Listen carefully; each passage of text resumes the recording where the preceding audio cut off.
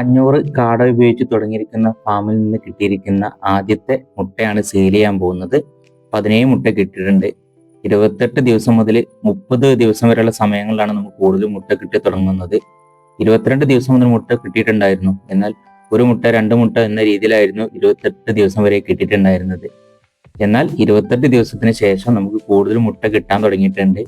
കാട കർഷകനെ സംബന്ധിച്ച് വളരെ സന്തോഷമുള്ള ഒരു നിമിഷമാണ്. അവർ വളർത്തുന്ന കാടയിൽ നിന്ന് വരുമാനം കിട്ടി തുടങ്ങുമ്പോൾ ഇതുവരെ നമുക്ക് ചെലവ് മാത്രമേ ഉണ്ടായിട്ടുള്ളൂ.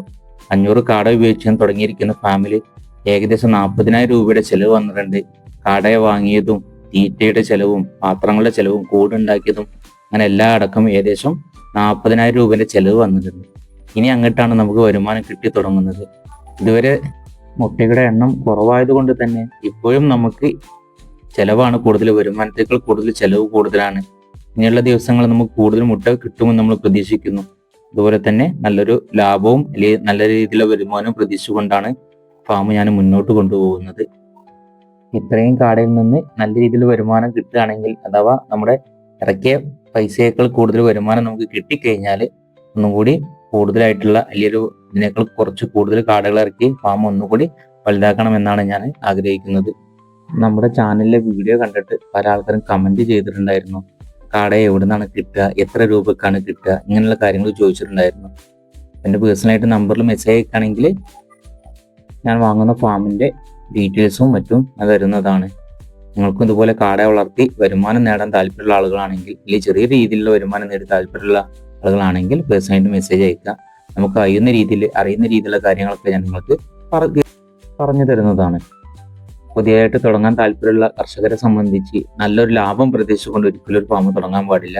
ആദ്യം കുറച്ച് കാടയെ വളർത്തി നിങ്ങൾ അതിന്റെ കാര്യങ്ങളൊക്കെ മനസ്സിലാക്കിയതിന് ശേഷം മാത്രമേ കൂടുതൽ എണ്ണം കൂട്ടാൻ പാടുള്ളൂ. ചെറിയ രീതിയിലുള്ള വരുമാനം മാത്രമേ നിങ്ങൾക്ക് ഇതിന് പ്രതീക്ഷിക്കാൻ സാധിക്കുള്ളൂ. സൈഡായിട്ട് അല്ലെങ്കിൽ നമ്മുടെ നിലവിലുള്ള ഒരു ജോലിയോട് കൂടി അല്ലെങ്കിൽ വരുമാനത്തോടു കൂടി സൈഡ് വരുമാനമായിട്ട് മാത്രമേ ഇതിനെ നിങ്ങൾക്ക് പ്രതീക്ഷിക്കാവൂ. എങ്കിലും കാടകൃഷി എന്ന് പറഞ്ഞു കഴിഞ്ഞാൽ പലപ്പോഴും ലാഭമുള്ള ഒരു ബിസിനസ് തന്നെയാണ്. പല ആളുകളെ സംബന്ധിച്ച് ചിലപ്പോഴൊക്കെ നഷ്ടങ്ങൾ സംഭവിക്കാറുണ്ട്. എന്നാൽ ഇതിനെക്കുറിച്ച് വ്യക്തമായി മനസ്സിലാക്കിയതിന് ശേഷം മാത്രമേ നമ്മൾ കൂടുതൽ കാടയെ ഇറക്കി ബിസിനസ് ചെയ്യാൻ പാടുള്ളൂ. അപ്പം എന്നെ സംബന്ധിച്ച് ഞാൻ മുമ്പൊരിക്കൽ ഇതുപോലെ വളർത്തിയിട്ടുണ്ടായിരുന്ന ഒരാളായിരുന്നു. അന്ന് കുഴപ്പമില്ലാത്ത രീതിയിൽ വരുമാനം കിട്ടിയിട്ടുണ്ടായിരുന്നു. പിന്നെ ചില കാരണങ്ങൾ കൊണ്ട് വരുമാനം കുറയുകയും ചെലവ് കൂടുകയും ചെയ്തതിനു ശേഷം ഞാനത് നിർത്തിയതിനു ശേഷം ഒരു 3-4 വർഷങ്ങൾക്ക് ശേഷമാണ് ഞാനത് വീണ്ടും തുടങ്ങിയിട്ടുള്ളത്. ഏകദേശം എനിക്ക് മനസ്സിലായിട്ടുള്ള കാര്യങ്ങൾ, അതായത് നഷ്ടം വരുന്ന കാര്യങ്ങളൊക്കെ പരമാവധി ഒഴിവാക്കിക്കൊണ്ട് നല്ല രീതിയിൽ ലാഭം കിട്ടാൻ വേണ്ടി, അല്ലെങ്കിൽ ചെറിയ രീതിയിൽ വരുമാനം കിട്ടാൻ വേണ്ടിയാണ് ഞാൻ ഈ ഫാം രണ്ടാമത് തുടങ്ങിയിട്ടുള്ളത്. ഇതുവരെ കുഴപ്പമില്ലാത്ത രീതിയിൽ നല്ല രീതിയിൽ മുന്നോട്ട് പോയിട്ടുണ്ട്. ഇനി നല്ലൊരു രീതിയിലുള്ള വരുമാനം ഞാൻ പ്രതീക്ഷിക്കുന്നുണ്ട്. ഇപ്പൊ ചെറിയ രീതിയിലുള്ള ഒരു വരുമാനം കിട്ടി തുടങ്ങിയിട്ടുണ്ട്. ആദ്യമായിട്ട് നമുക്ക് കിട്ടിയിരിക്കുന്ന മുട്ട ഞാനിവിടെ സെയിൽ ചെയ്ത് കഴിഞ്ഞു. അപ്പൊ അതിന്ന് തുടങ്ങിയിട്ടുള്ള ഒരു വരുമാനമാണ്.